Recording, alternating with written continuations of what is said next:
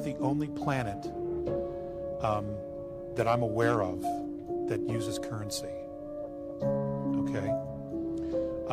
In fact, I had an experience where Mornay and Phaseus had asked me to try to explain to them why we used money, or what they refer to as paper with pictures on it. So I spent a great deal of time in between contacts putting something together for them. And I had a contact. I was living in Malibu at the time, up on Decker Canyon, and I had this opportunity to present this information to them. So as I'm presenting it, I'm going through it. I had a paper with me that I was reading it off, and had little charts that I'd carried in my backpack. And when it was all over, and of course they already knew this information because they've been watching our history, Phaseus said, "Thank you very much." Mornay said, "Thank you very much. I enjoyed it." But Phaseus just looked at me, and he just had a very straight face. And he just said, "I don't understand." And I said, "Well, what do you not understand?" Now, Phaseus was always telepathic. He never learned to use his vocal cords. He said, "I don't understand why you have to live, why you have to pay to live on a planet you were born on. Why do you have to pay to live on a planet you were born on?" That haunted me for many years, that statement.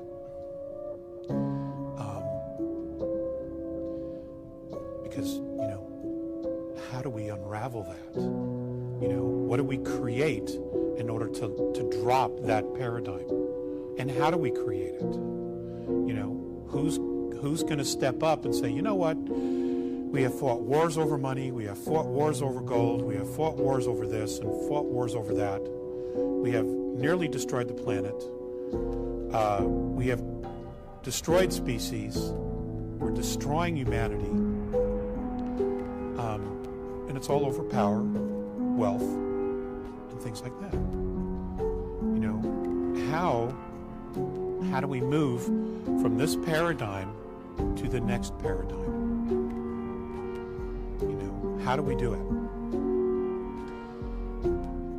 I know that there are a lot of folks trying, making suggestions, talking to people, sharing their perspectives. I know there are a lot of contactees, or folks, there are hundreds and hundreds, probably thousands, who have not come forward yet. The extraterrestrial civilizations have given up on the governments of the world, of Earth, a long time ago. The only ones that are actually fully integrating with a lot of the Earth governments, you don't really want to meet anyway. So,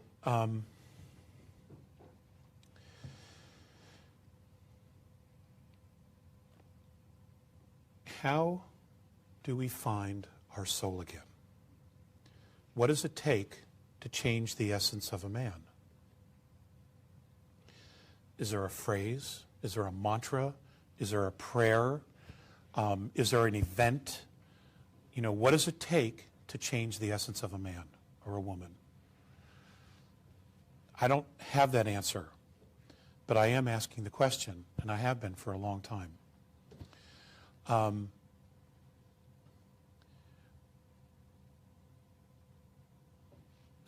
Many of us,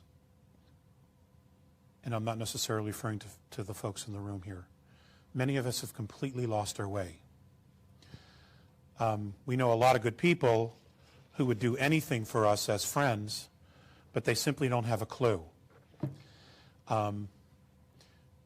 We want them to be aware of the changes that are coming, and you can put all this information in front of them and they're simply going to just dismiss it because it's too overwhelming to them. They have to take it in little bites and little slices.